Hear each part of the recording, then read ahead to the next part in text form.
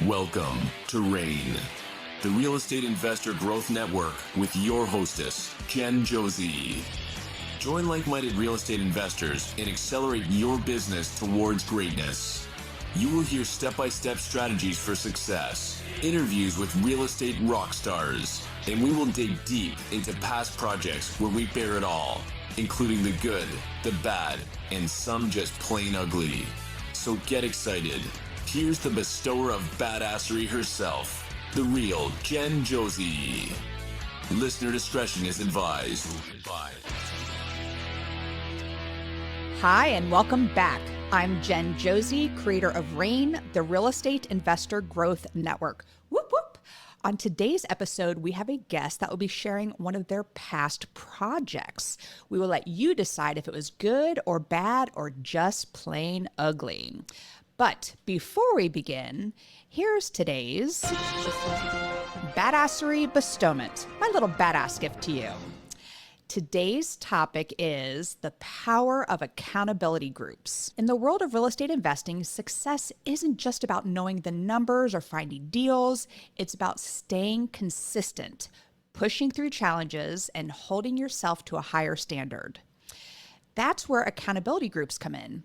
These power-packed alliances of like-minded investors can be the difference between spinning your wheels and making serious progress. Here are 5 reasons why you need to get yourself into one ASAP. Number 1, built-in motivation. Surrounding yourself with ambitious, driven people will keep you fired up. On days when self-doubt creeps in, your accountability group will remind you why you started. Number 2, no more excuses. When you know you have to report back to the group, those "I'll do it tomorrow" moments disappear. Your peers will call you out, in a good way, to push you to take action. Number 3, collective brain power.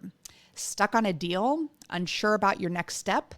Your accountability group is a goldmine of knowledge, experience, and creative problem solving. Lean on them and watch your solutions multiply. Number 4, expanding your network. The right group doesn't just keep you accountable, it connects you with potential partners, lenders, and mentors. Relationships built in these groups can lead to game-changing success. Number 5, level up faster. Learning from the mistakes and wins of others accelerates your own business. Why make every mistake yourself when you can fast track your growth with shared wisdom? So, if you want to take your real estate investing game to the next level, don't go at it alone. Find or start an accountability group that will challenge, support, and propel you towards your goals. Success loves company, so make sure you're rolling with the right crew. Now, on to today's episode of the Real Estate Investor Growth Network podcast. We have with us my friend Jason Seward, a seasoned real estate investor and entrepreneur based in Southeast Virginia. After 17 years in insurance sales, Jason built a strong portfolio of single-family and small multifamily rentals, which ultimately gave him the confidence to leave his W-2 job in 2022. Now he's a limited partner in multiple commercial syndications and co-founder of 608B Capital Funding, a real estate debt fund specializing in short-term and hard money lending. In just 18 months, his team has raised nearly $10 million and is on track to fund over $20 million in loans by the end of 2025. Jason is also the host of Burning the Ships podcast, where he dives into mindset, entrepreneurship, and the journey of betting on yourself. I've had the pleasure of being on Burning the Ships and am honored to get him here on the RAIN podcast. So welcome to the show, Jason Seward. Thank you so much. I'm excited to be here. And it's a little early for me, so I feel like I'm stumbling my words, but you are so important to have here on the show today. So, Jason, thank you for being here. And let's give a quick shout out about burning the boats. And I love, sorry, burning the ships. I keep saying boats, Oh, you're burning good. the Same thing. ships. Yep. And tell us, because I love the concept of burning the ship. So, first, explain what that is, and then let's give a shout out for your podcast. Okay, so I mean, it goes back. I'll be real quick with this, but the story goes that, like in the 1500s, Hernan Cortez was trying to lead his men to basically overtake an island, right? And they were going to settle there, and he led his men off the ships onto the island, and then gave orders to burn the ships. And the symbol there was, we're not going to have a retreat. It's either take this island or die trying. We have no plan B. There is no exit strategy or anything like that. We're here. And so that's a little bit of an extreme case, but that mentality has really been what I've built everything around, leaving my corporate career, then going all in on entrepreneurship. And then we built that became the name and theme of the podcast. So I love that concept because I've always been told if you have a plan B, you're probably going to fall back on it. So, burning the ships, I love it, love it. So, and it is a great podcast, by the way. You interview all different types of entrepreneurs, and it is all about the mindset. And you are such a great interviewer. So, I was like, will you please come on my podcast? And you are extremely experienced in multiple assets of real estate. And we are going to talk about one of your past projects on the show. But before we get into that, let's talk real quick. Let's do a shout out also for 608B capital funding. And PS, what does 608B mean? I mean, I had a 403B when I was a teacher, but it has nothing to do with that. So what does that mean, Jason? Yep. So it seems sophisticated. It might sound like that. We get a lot of questions, but the reality is, my business partner, Bill Phillips, and we've been longtime friends, went to the same college, Radford University in Southwest Virginia. And our apartment number for 3 years was 608B. So we lived at 608B Clement Street. And when we were both dabbling in real estate for years when we were working our corporate careers, but we formed a partnership around, I think, 2019, and we had to name our LLC. And I'm the creative one of the partnership, and that was one commonality we had, so we rolled with it. So. I love it. I feel like it's a good conversation starter. It's not the very generic ones and I'm the same way. So when we created the name of our company, which is Jolific Homes, it's our last name Josey plus prolific. So it's a kind of mashup and also to kind of stand out a little bit. So I can't wait to hear about this project, by the way. And this is your first flip we're going to be discussing. But I think it's so important that you are coming from the flipping side of the business and now you're on the lending side. So how does that make you a better lender for people? I mean, I think it's pretty obvious, but give us some reasons why people love borrowing your money and working with you. Right. And most of we've done dozens of flips, but most of our transactions have been buy and hold, which is same concept. We're buying value add properties. We're fixing them up. Basically doing the BRRRR strategy for folks familiar with that. So we've done that for years, built a pretty significant portfolio of single family, small multifamily, and we continue to add to our portfolio. I mean, as we speak, we're evaluating deals and trying to make them work and things like that. Well, while building the bulk of our portfolio, we used a lot of our own capital, but we got to a point as we were scaling, we were using a lot of hard money, right? Then that evolved to us eventually having our own liquidity to lend. So we were doing some private lending. Well, when we started the fund, we built the foundation on really trying to figure out the pain points we had as borrowers, and we were going to try to solve those. And some of them, like, you can't solve. Like, there are some underwriting guidelines you have to adhere to, but there were some things like draws, for example. It would always take 7 to 10 days to receive a draw payment, where I've got a contractor needing to be paid the day it's completed. So we really dug into trying to solve that. And there's a lot, I could go over a lot of things, but being not only building a portfolio using hard money ourselves, but still actively in the markets and where we lend and still trying to make deals work. It just gives us a perspective that we can really provide a product that helps us, right? We got to be profitable, but also kind of addresses a few issues that these flippers are having that we're aware of. So it does make us strong in that standpoint. I love that you brought up draws because that Yeah. has been such a headache. We were working with one hard money lender that we had done over $100,000 worth of work and was waiting for this draw to come in. And they wanted just this one paper signed by our second position, and it just held up everything. And it was such a nightmare. And so thank you for understanding and being Yeah. there and understanding how important it is to get that draw money quickly. So Yep. love it. And if the listeners are out there, who do you lend to? Do you lend to first time flippers? Do you only stick Yeah. to the East Coast? Tell us about that. So we're set up to lend nationwide. We are initially, I'd say our first year, I mean, we're coming up on 2 years here in a couple months, but our first year we stuck exclusively to Virginia, and in the markets we were doing deals, and that was just a risk mitigation because if a deal went bad and we had to go through a foreclosure, it's right here where we're doing deals anyway. We started expanding into North Carolina, and now we are in primarily Virginia, North Carolina. We've got a lot of deals in Georgia, a few in South Carolina, and we're kind of taking on states as they come to us. And like, Okay. let's say a new state comes to us, somebody comes to us with a deal from Iowa.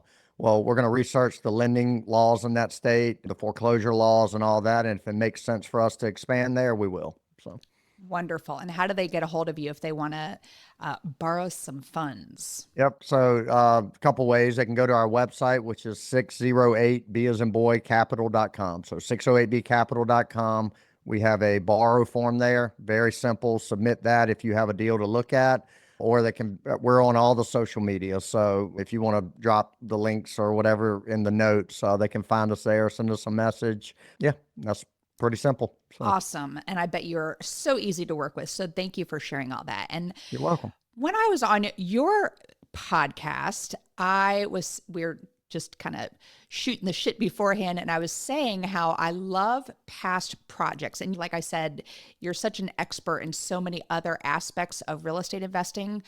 But I feel like the listeners love hearing about past projects. And this one was your first flip. Is that correct? That's correct. The first intended flip. I had flipped some houses before that. Like when my wife and I got married, we moved 6 times in our first 4 or 5 years of marriage because we were kind of buying live-in fix and flips. So we would live there, we'd fix them up ourselves, but they were no strategy. We were just kind of winging it. But this was my first intended buy it, flip it, sell it. So. All right. So we have some specific questions here to go through. So let's start with the property description. How many beds and baths? When was it built? Anything special about the property? Go for it, Jason. Let's hear about this property. Gotcha. And this was back in, I think, 2017. So I had to like do some digging to get all the numbers and stuff like that organized, but I got them here. So it was built in 1982. It was a 1-story, 3-bed, 1-bath on a crawl space, which we'll get into. And it was it was not on like town or city water and septic. So it was on a well and a septic system. And so I'll get into that as well. But yeah, just a 1,300 square foot, 3-1, built in 1982. And would you buy another 3-1 again, or did you, well, I'm sure we'll find this out, did you convert it to a 3-2? Because I know just having that one bathroom is tough, but sometimes for rentals it works out fine. But was that part of what you were planning to do with it? For this one, so like typically, like with that square footage, 1,300, it's pretty easy to find room for another bathroom. So we've done a lot of that. This was not the case. This was kind of a strange layout. So we would actually had to build another bathroom as an addition, and it didn't make sense. And the comps in the area supported what we were targeting for an ARV at a 3-1. A lot of good comps when we bought it, which was, I'll say it was just me at the time. But so yeah, we kept it as a 3-1. No intentions to add another bathroom. Okay. And yeah, if everyone has a 3-1, then that is perfectly fine. Yep. All right. So how did you find this property? Was it through marketing, a wholesaler, MLS? How'd you find it? Yep. So we bought most of our deals over the years through wholesalers. We just had a very good relationships with a handful of them, but this one was not that. This was a foreclosure that had hit the MLS, and a realtor buddy of mine just brought it to my attention. I wasn't looking in this particular area. Again, back then I was head down in my corporate career, so I was just buying deals as they came to me. But this one was brought to me from the MLS as a foreclosure. And how do foreclosures work up in Virginia? Because I know in North Carolina, there's a bidding process, there's a 10-day upset bid period, and it's too much for my brain to grasp. So I just avoid the auctions and foreclosures. I go Yep. after pre-foreclosures, but how's it work up in Virginia? Right. So this one had been, I had gone through the auction process. The bank, it didn't sell at auction. The bank now owned it. And so they had it, they have a sales rep, a listing agent that listed on the MLS. And then typically they'll structure it where they're taking offers for the next 5 days, and then they'll call for highest and best, and then that's the situation. So that's what we did, and we just happened to win out. So, and there's a reason for that. And what was the asking price? So they had it starting at 90 grand, and I went in. They were also letting folks tour the house, get in it, and look at it before making offers. So that helped a lot. But I offered 75 and got it for 75. So, Nice. yep. All right. So what were the estimated repairs at the time of evaluation? Yep. So it was, well, the total initial budget was 40 grand, right? And it was not a major lift. It was your basic cosmetic. We just had to update everything. So kitchen, bath, flooring, paint. There was we were aware, and it was disclosed that there were some septic issues to the septic system. It had a conventional septic system. And so we were aware of that. And I had dealt with that before on some of my rentals, and it had never been I just overlooked it. It had never been a really big expense. So I kind of budgeted maybe max 3 or 4 grand for that. And that's not what ended up happening. But other than the septic, everything else was just cosmetic and pretty simple, but about a $40,000 budget. Okay. And how did you purchase the deal? So this one, I used my own cash. So Okay. yeah, I didn't have and at that point, again, this was 2017. We hadn't used any other people's money or bank money or anything like that, other than refinancing on some of our rentals. But everything at that time was being done through my HELOC or my own cash, and this one was 100% my own cash. So, And I feel like HELOCs, I'm glad you brought that up because we have financed deals through our own personal HELOC as well. And I feel like that's an untapped source for so many. And what a great idea. And just curious, what was the interest payment you're paying? I know you bought this one with cash, but what was the typical interest payment on your HELOC when you're financing deals? yeah, so the HELOCs, I mean, every bank structures them differently, but most of them are tied to the prime rate. So a prime plus a point, or prime right at prime. And so it's a variable rate at the time. I mean, this was 2017. I want to say our HELOC rate was 4%. It was not, and you think about that, you're only paying interest as you use the money. So it's not like you're paying on the full loan balance. So I could go and draw the 75 grand off of it to buy this house, which I didn't do it this way for Right. this one, and just pay on interest on that, and then pay interest as I pay my contractors and stuff. So the bulk of our early deals were done through our HELOCs. And I fortunately had paid down my first mortgage balance on my house quite a bit. So I had a lot of equity in my primary house, still do. So, yeah. Very nice and super smart. All right. So, loaded question here. What was your projected timeline versus the actual timeline? And were there any So surprises? lots of surprises. We'll get into that, but yeah, the projected timeline was 3 months, and we actually, for everything we needed to do initially, we hit that. So we Okay. we actually came in a little less than 3 months. So, and that's rare. Usually our projects were, well, and this one ultimately didn't come in at 3 months, but what we thought we had to do did come in at 3 months. So yeah. All right. So, what were the surprises? This is where we unload here. So, tell us Yep. all about this foundation, the septic. What happened here? Okay. So this is, and I'm very thankful that when you asked me to get on here, like we could have talked about a bunch of stuff in real estate, but I got excited when you asked me to share a shit show property because I've had a couple of them, but this being my first flip, I love like reflecting back and all the lessons learned. But Yes. so when we initially put the house under contract, I had a 7-day due diligence period. So for my own informational purposes, I paid my inspector that has inspected a bunch of deals at the time for us. But I said, hey, can you go out there, just inspect this property, just make sure I'm not missing anything. So he goes in, does his normal thing. He calls me that same day from the property. He said, Jason, everything looks great. I went underneath, crawl space looks great, but there was an addition added that has an extremely tight crawl space, and they didn't leave very good access to that part of the house. He said, I can trench my way into it. It's about a 500 square foot addition that was added. He said, I can trench my way into it, check it out. That's up to you. This is what it would cost. I said, man, it's a newer addition. Everything else looks good. I said, were you able to at least shine a light in there and see any portion of it? He said, I can't see anything that stands out bad, but I cannot sign off on saying it's good. I said, well, let's roll with it. We'll move on. So we buy it and thinking everything was good. We do our rehab. One surprise that came up during rehab, I mentioned the septic earlier.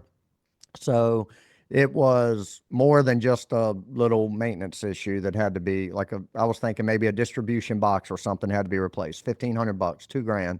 Well, guy comes out there, tells me that the whole system's shot. There's a crack in it. There's a lot of bad stuff going on. It needs to be replaced. I got a second person just to get a second opinion. Same report. So now I'm thinking, okay, well now I've got to spend $6 or $7 on a new septic system. Well, the county required me to get a new perk test done. It did not perk for a conventional system, and there's no grandfathering it in or anything like that. So $15,000 later, I had to put in a alternative septic system. If you're familiar with those, or like, No.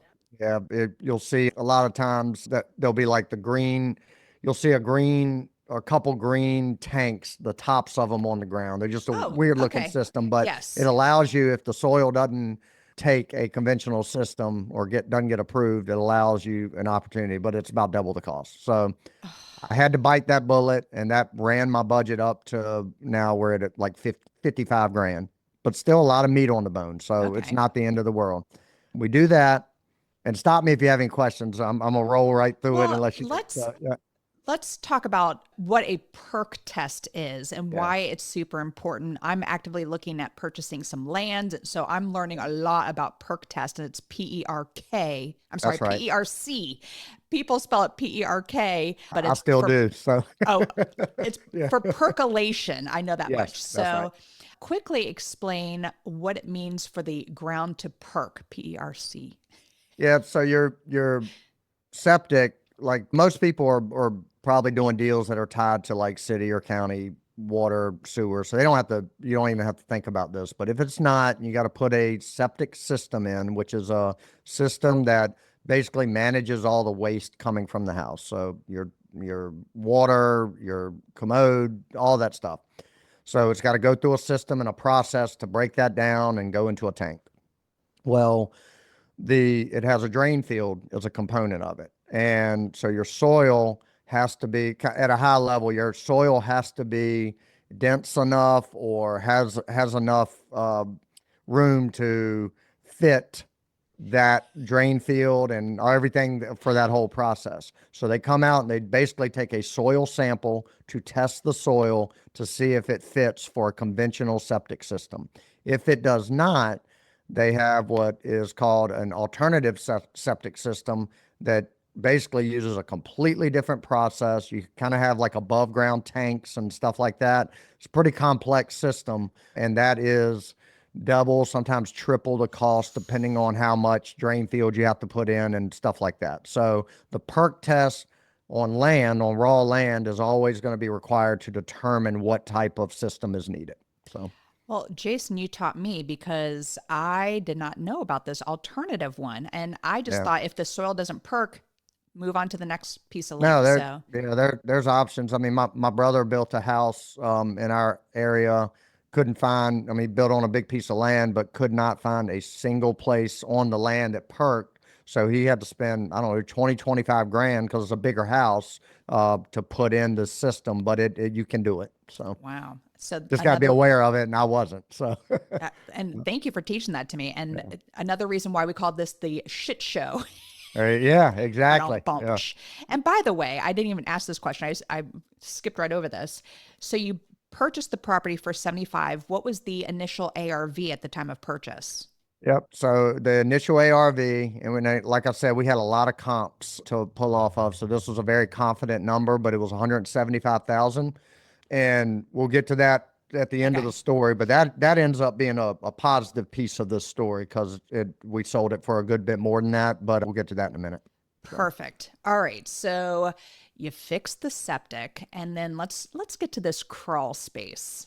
Okay. And by the way, I don't like crawl spaces. That's where they hide the dead bodies, by the way. Yeah, So I don't even go near there, but it is absolutely worth paying someone to crawl through there. So go ahead. I would have much rather found a dead body than what we ended up finding. So. Oh, no. I even buy skeletons at Halloween and put them in crawl spaces. I do that on purpose. Yeah, that's a fantastic idea. All right, keep going. So the work is done. The house I mean, my contractor knocked it out of the park. Looked fantastic. The only thing in the crawl space that needed to be done, that the primary crawl space that the inspector saw, we pulled out all the old moisture barrier and put new in. That was it. It was well insulated. Everything was good. So we didn't really have to do anything under there. That got done. I remember when my contractor went under there to do that, he asked me, he said, or do you need us to get under the addition piece and do that? He's like, it's a real tight crawl space, but same thing. We can trench in there and do it. And again, I said, I think we're good. It was an addition that was added 15 years ago. We should be fine. So was it permitted at the time? No. Right. So I made a lot of missteps here. So I just saw it as an addition. Hindsight's 2020. I know now not to do this, but there was an assumption that everything was done right and we're good to go. It looked nice from the outside, the room itself inside. There were no sagging floors, anything like that. So we just rolled with it. But he said, "You're like, you sure you don't want me to check it out?" I was like, we're fine. So we get it all completed. We stage it, and we put it on the market for $180,000. That's what the list price was. Within 48 hours, we had a contract on it for $187,000. Nice. So we're fired up. Like, this is a home run, but it did have contingent upon an inspection. So, and I'm a very ethical person. So what I'm about to say is kind of a joke, but we had another offer for, I think, 184 with no inspection, and it was a cash offer. And no, that one was not a cash offer. It was just no inspection. And we went with the $3,000 higher offer because I was convinced that there was nothing wrong with this property. Like, we fixed everything.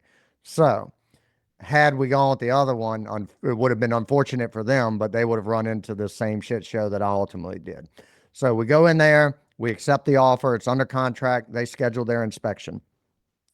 Their inspection, I don't know, a day or so after they get their inspection done, we get contacted by their broker and said they found a bunch of chaos under the house. Like, that's not possible. Yeah. And so they're backing out. And I said, well, I need to know what it is. And what it was, they said the addition piece, number one, there was no permit. It was built kind of in the space of an old deck that was there. Everything was done. Now their inspector had actually trenched in and inspected it. So I got to see all the pictures. Jen, the floor joist, there was nothing salvageable. Like it was dangerous. The Once I got my contractor in there, he said, we can't be under here. We have to work from the top down. It was that bad. And so what had happened, it was built. And again, if people are listening to this, you said earlier, I'm an expert in all these areas and stuff like that. I was not at the time. I didn't know what I didn't know. And this was a major shit show, literally, because I didn't do my due diligence. Right. But what they had done is they built basically unpermitted addition that was very easily hidden from, like, nobody could see that they were doing it because it's kind of set off the road a little bit. It was in a good area to get away with this. And they didn't put any moisture barrier. It was the joists were very low to the ground, hence why they had to trench in there. And probably, I don't know, maybe 15 years of just constant moisture, and everything had rotted everything under there. Everything was just complete rot. So now I'm like, what the hell do I do? Like, this is going to be a major issue. My buyer's gone. I can't sell it like this. I can't try to hide this or anything like that. So my contractor gets under there. He assesses it. He said, man, this is going to be at least 50 grand. We basically have to rebuild this and work from the top down to build it back up. So you're going through the floor at this point. Yeah. Yep. So now granted, remember, this whole house is staged. It looks beautiful. So now we got to get everything out of there. We've got to have them come in, and I didn't want to waste any time. I'm not one to sit there and waste time waddling in my sorrow. So I didn't want to do that. I said, let's get to work. We got to fix it. So they go to work, and it was, I don't know, 2 days later, he sends me pictures, and it's literally of them standing on the dirt in the house. There's nothing but the cinder block foundation and the walls going up, and they've got to now rebuild everything. They had to do a bunch of restructuring to get everything level and where it needed to be off the ground and stuff like that. So to make that part of it a little shorter, they did all that, and it was right at 50 grand. I mean, that was the pain from it, and literally ate up every penny. I was going to make, in my mind, I was going to make 50 grand on this deal, so they got it all fixed, took a couple months, and then we got it back on the market. So, well, let's back up a little bit to the whole permitting process, because how would one who's listening, who would be in the same shoes you are and say, hey, this was done more recently, it looks totally legit, but how would one go and find if they actually pulled permits to create this addition? Well, every county has its own source to do that. In this case, there was, again, I'm remembering things on the fly as I'm telling this story. Again, this is 8 years ago, but the county, just like I do with every deal, I pull up the county website and look at the property itself. Well, the county had this as like a 900 square foot home. Well, it was 1,300. There's your red flag there, exactly. Right? Now I know, okay, why is there a discrepancy? I can dig. I know exactly how to find that out. So I can go and say, oh, they enclosed this screen porch, or they enclosed whatever, and now it's part of the square footage, and I can verify that permits were pulled, and you just work through the county for that. At the time I saw that, I was like, oh, they did an addition. The county just hadn't updated their systems. Again, rookie mistake, but that was the red flag. And had I followed that trail to find out, oh, they did do this addition, the county was never aware of it. So was there a permit pulled? No. Okay, let me dig deeper. Maybe I should get under this crawl space and check it out. So yeah, I didn't do any of that. And this brings up a past project that we did where it was a 1,600 square foot home, but it was listed as 2 bedrooms. So my immediate thought is it's on a 2-bedroom septic. But then I did a little more research, and it was on city water and sewer. And so we went to look at the house. The reason why it was 2 bedrooms is because you had to walk through 1 bedroom to get to the 3rd bedroom. Mhm. So just a little reconfiguration, it then increased the value of the property by calling it a Yep. 3 bedroom, what it truly was, and putting a door in the actual hallway. So I love finding deals like that, but that is a huge red flag. I'm so glad you brought it up. If you think you're buying a 1,300 square foot home, but tax, it says it's only 900 something square feet, that's where you can really assume that that was not permitted and updated Yeah. in the tax record. So Yep. thank And you for you, bringing that up. Yeah. yeah, and I want to stay on the point you just made, because this some of our best deals are exactly what you can look at. Like, we have found deals on the MLS where it advertises as a 2-1, but it's, again, or maybe a 2-2, but it's 1,500 square feet. I Yep. know right away. Like, I kind of, you can set your screening to search for these properties, 2 bedroom over 1,400 square feet. There's room even over 1,200 to put a 3rd bedroom. There's always room, like, to reconfigure a wall. And a lot of people are ignoring those deals because they're filtering for 3-2s or something like that. Well, Yep. just there's your value add. So. Huge. Yeah. And now, were you starting this as a business by this? Because I know you did some house hacking with your wife, but this was your first intended flip. Did you have Yeah. your LLC, your business structure ready to go? Well, so at the time, I had my first LLC, because everything I'd done, my wife and I had done previously, we were just buying, I mean, just in our personal names. That had no strategy. And this was like, I had been doing the burr process. So I think I had 3 or 4 rentals at the time that I had burred, but this, and all under my LLC. And I was flipping this house under that same LLC. We went on to, through a partnership, we created a new LLC. But yes, this was through my LLC. So the reason I want to commend you is because this is your business and you said it, you have to make it right. You already know that there's an issue here. You can't turn around and sell it to that 184 offer. You Yep. can't do that. I don't know in Virginia if you, I know in Florida, if you have an inspection report, you have to disclose it for the next, like if the buyer backs out.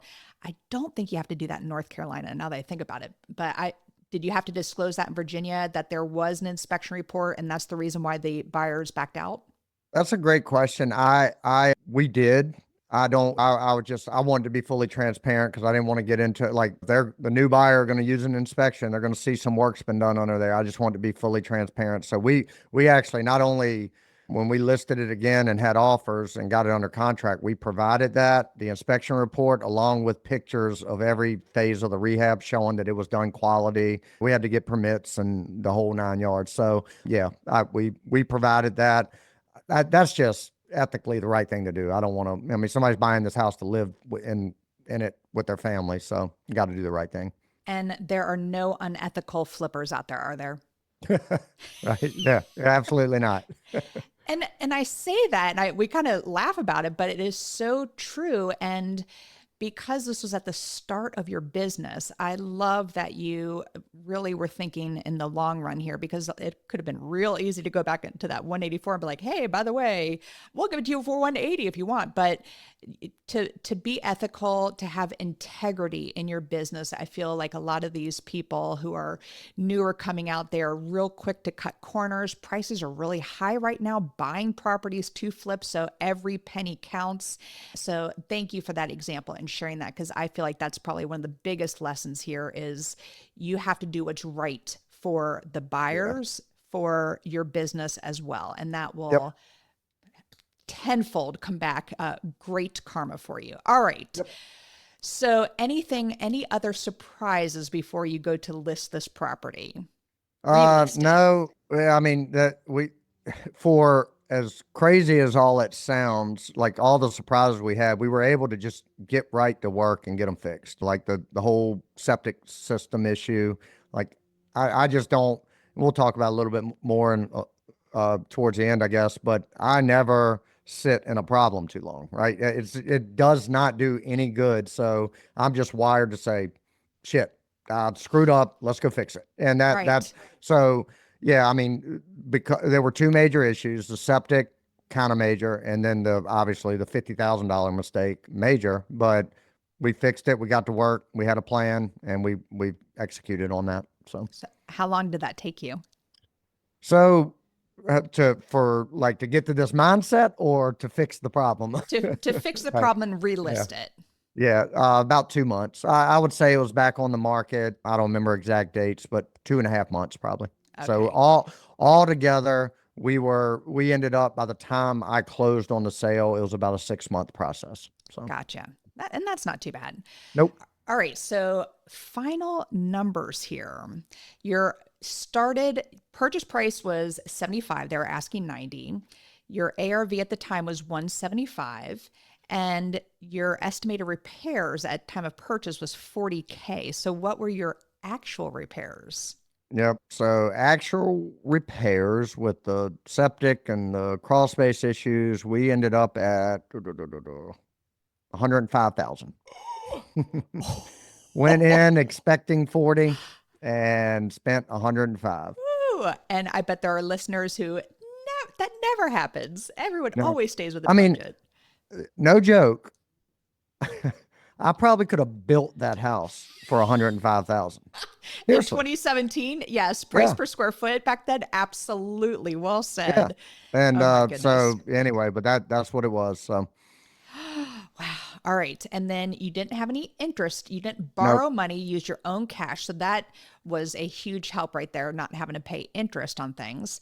How about holding costs and commissions and closing costs? What were some of those numbers? Yeah, I kind of have them listed out here. So, fortunately, one of my best friends is a realtor in that area, so he's very generous with his discounting commissions and when we need to. So, I was able to sell it for 4%. So that was eight Nice. thousand dollars because the final selling price was 195,000. So yeah, that saved some ground there. But holding costs were about 1,500. There were 6,000 in closing costs on the purchase and the sale side, and then again the sales price was 195. So we during the saving grace for all of this was during all of this. I mean, it was a 6 month period. The market was just in that area. There was a big demand. It's close to a military base. Just things timing wise, there were some benefits to everything going on. So it pushed that ARV up 20 grand over what we were Nice. projecting. And when we relisted it, we actually relisted it. I want to say it was 185, and came down to like a bidding war, and we ended up taking a 195,000 offer with an inspection. That all went fine, and we closed at that price. So, yeah. All right. Big question here. What was your total profit from this property? Negative $500. Ah, that Yep. is not bad at all to lose So, 500 bucks and the millions of lessons that you learned along the way. yeah. So that is not bad at all. No, so in my mind, I lost 50 grand because that's what I was expecting to make. But in reality, I mean, I used my own cash. It sat out there for 6 months, and it was a $500 lesson. I had a $500 education, and I would have paid $500 to go sit in a classroom and learn what I learned. So that's the way I have to view it to find some positive out of it. So. Absolutely. And Jason, thank you for sharing this. So, any major changes that you did when you were purchasing your next deals after this that you Yeah, applied to everything else?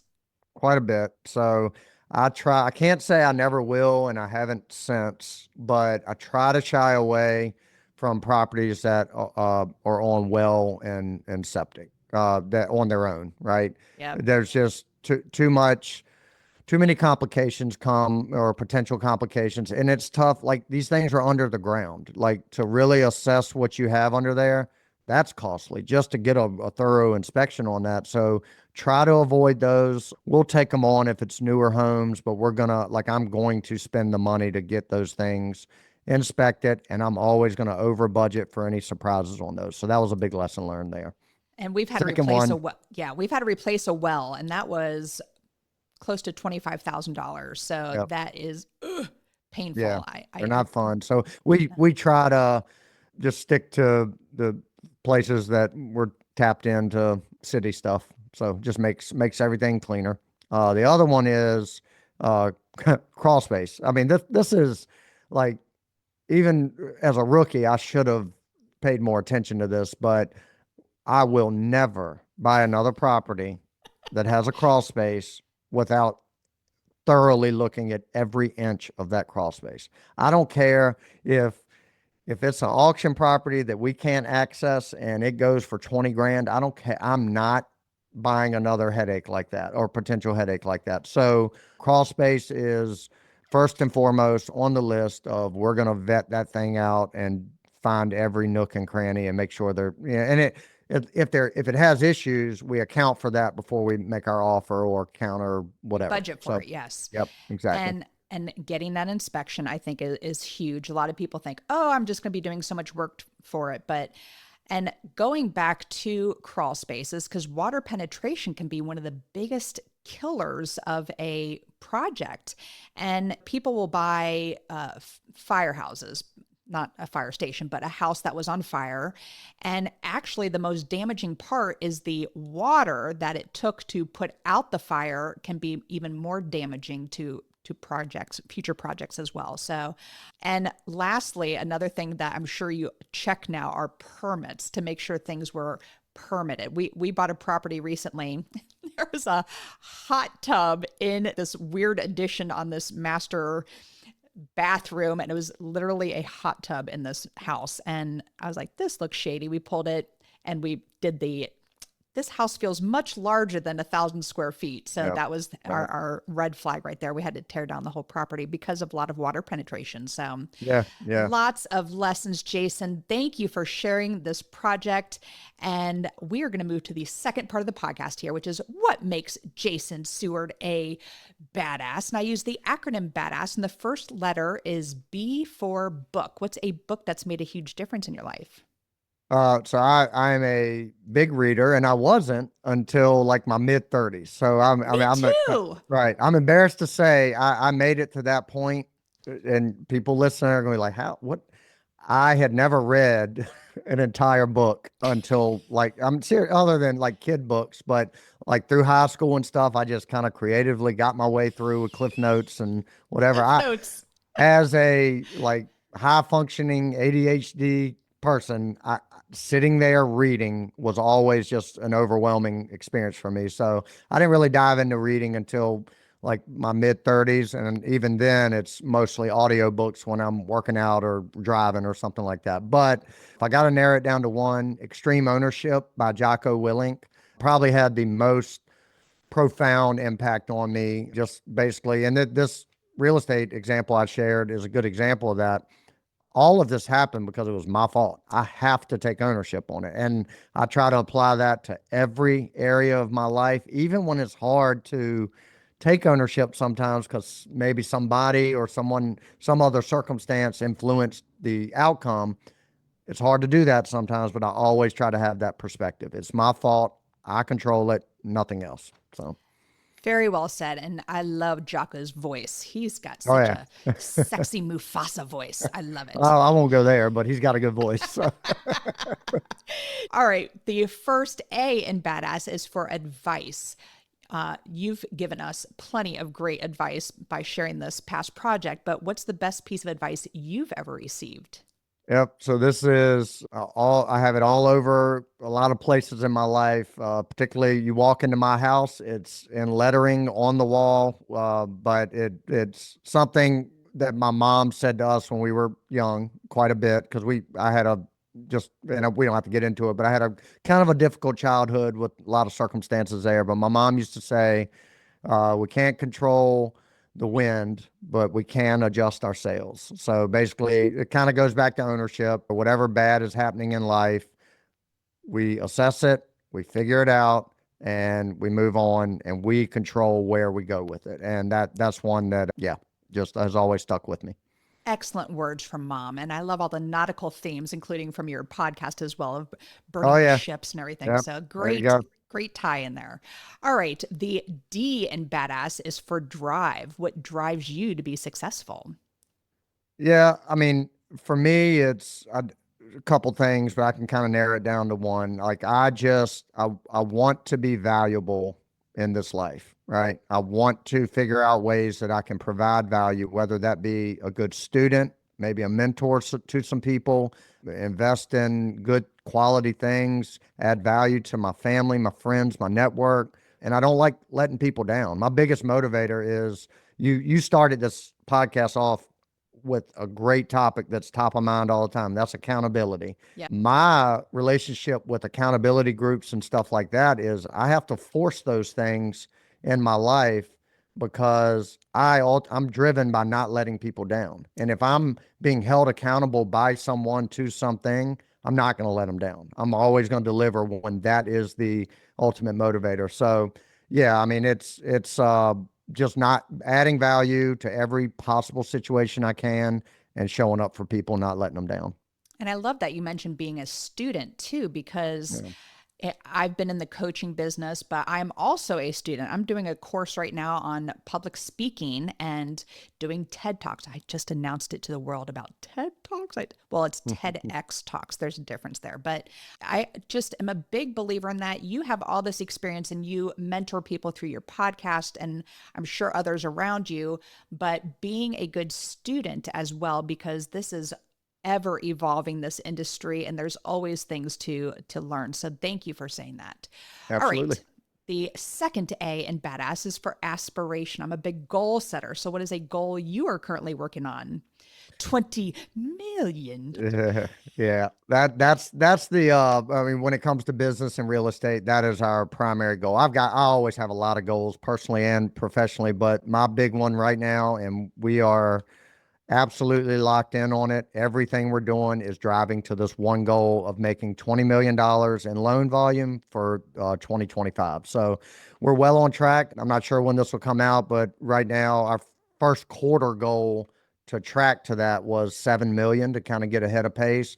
And we're mid-March right now, and we're well ahead of that. So we're on good pace. So as long as we keep doing what we know we need to do, stay locked in, we should be good. So I am so proud of you, because that is such an accomplishment, and to set those lofty goals and to like nail the hell out of it. And you're only not even midway through the year. So I'm super proud of you, Jason. And thanks for doing what you do for others as well, because it's huge having good lenders as well. All right.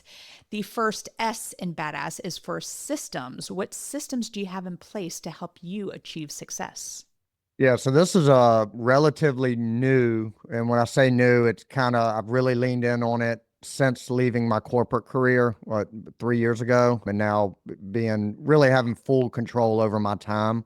And so one thing I've always struggled, I mentioned the ADHD and stuff like that, is just focus, right? And locking in on what I need to lock in on consistently. So my biggest change to help me do that is, as far as systems go, is time blocking. I know it's cliche, but when I create boundaries around tasks, like I work best when things are urgent and I have a deadline. There's nothing else that's gonna get me to complete something, even if if it's to save the world. If I've got to do this task to save the world by next Friday, I'm probably going to start on it Thursday night, right? And I'm going to get it done. I'll always get it done, but I got to have, so I play this kind of game where, using my accountability partners and stuff like that, I put deadlines on myself and set these boundaries to give me that pressure that mentally I need to complete things. And I do that through just my calendar, and that's my system. I just create time blocks around everything. I love time blocking, and I am not as adamant about it now, but I used to do 7 to 9 was marketing when I was hitting the flips hard. 9 to 11 was, what did I do 9 to 11? Oh, it was meeting contractors. So first thing in the morning, if I have to meet them on site, deliver stuff or whatever, 11 to 12, and then you schedule a lunch break in there. I did education. I thought it was really important to keep adding in education. And then Vance was still working his W-2, and he would come back, and then we would go look at properties at the end of the day. So I think having that little buzz in your phone that says, oh, now it's time for education, where I can just, okay, let me open a book and get my brain going here, or okay, I've done enough marketing. Let me now focus on what I need for my projects at 9 o'clock, et cetera. So I am a big, big believer in that. And I want to, Go ahead. Well, I just want to make one point there. So, like what you're saying is exactly right. So that's kind of how I do it. But what doesn't work too well for me is if it's a reoccurring time block. Like if I schedule my calendar where every Monday, 7 to 9, I'm going to do X, and 9 to 11, I'm going to do Y. That doesn't work as well for me because I get so bored and mundane things. Like if I'm doing the same thing, if I know I'm doing it today and next Monday I got to do it again, I get bored. So the way I have solved that, because I tried that early on a couple years ago, what works better for me is my wife and I sit down every Sunday and go over the coming week's calendar, and I build out my time blocks at that point. So we fill it up with all the family requirements and all the stuff we want to do. Then I load in the business stuff, and then I know for that week, this is all I got to focus on. And then next week, we'll figure it out when we get there. So that's been a very Huge. good approach for me. So, And Vance and I also do Sunday evenings, 5 o'clock. We have our team meeting. And, okay. even when you share a toothbrush holder with someone, you still got to like touch base. And really Yep. quick, what insurance did you do? Did you do health insurance, or what type of So I don't mind. I love the company I work for, still in good relationship with them, but it was Farm Bureau Insurance. Yep. And based out of Virginia. And I did property and casualty. So your typical home, auto, commercial. And then I did life and annuities. So I was selling those products for probably my first 8 years, and then I got into management leadership. So when I left, I was like a territory manager, agency manager, and had teams under me and stuff like that. So yep. Very nice. I was in health insurance for a hot minute, and so glad I got out of it. Yeah, right. It's insurance world is crazy right now. I'm not regretting getting out of it when I did, but I hear you. I got in health insurance when the Affordable Care Act came yep. through. So that was like a good shift for everybody there. But yeah, I'm glad I got out of it. All right, Jason, I could talk to you all day, but the final S in badass is for success. What does success mean to Jason Seward? Yeah. Your question kind of leading up to this has made me think about it. So I can go a bunch of different ways, but like to really shuck it down to the cob is That's such a Southern Virginia thing to oh yeah. say. I really narrow it down to just complete control of my time. That's it. And I'm close. I still, right. I mean, I'm going to always be involved with business at some level, but by being an entrepreneur, that was the first step to get out of that corporate career, that W-2 career, which I loved, but I didn't like at the end of the day, I didn't own it. It wasn't mine. Right. So to get out of that into what I'm doing now gave me a massive leap towards having that ultimate control of every minute of every day. If I want to go to the beach, I go to the beach. If I want to lock in and work for 12 hours on my business, I do that. And that is ultimate success for me. And it's not the money is a piece of it, because the money has to pay for all the things I enjoy and keep the business going. But that's not even in the top 5 of my priorities. It is just freedom and flexibility around everything I do. So, Well, I agree 1,000% with that. And so thank you so much for coming on the show today. And one more time, how do they find your 608B capital funding? How do they find it? 608bcapital.com. And then we're all over social media. So just look for us there. We got pages for 608B. We got pages for Burning the Ships. And then personally, Jason Seward, I'm on all the platforms. So. Yeah, you have a really good marketing person, because I've been watching some of your reels, and you have some great stuff in there. So thank you for that. And definitely check out Burning the Ships podcast, and that's everywhere you listen to podcasts. Yep, everywhere. We're on video version on YouTube. Everything else is audio. So. And I as well am working on video stuff. We talked about this last time, and going into that transition to do more vodcasting instead of just podcasting. So, Jason, it has been an absolute pleasure to have you on the show today. Thank you so much for being here. Thank you so much for having me. Absolutely. And that is all. Thank you for listening. We'll catch you on the next episode. Now go out there and share your badassery. And don't forget, make it a great day. Take care. Bye-bye. Whoop, whoop.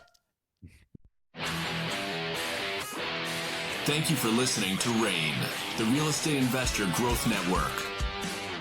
Be sure to subscribe on your favorite podcasting platform so you never miss an episode. If you need more badassery, you can follow Jen Josey by visiting therealjenjosey.com or become a member of RAIN by registering on rainmastermind.com.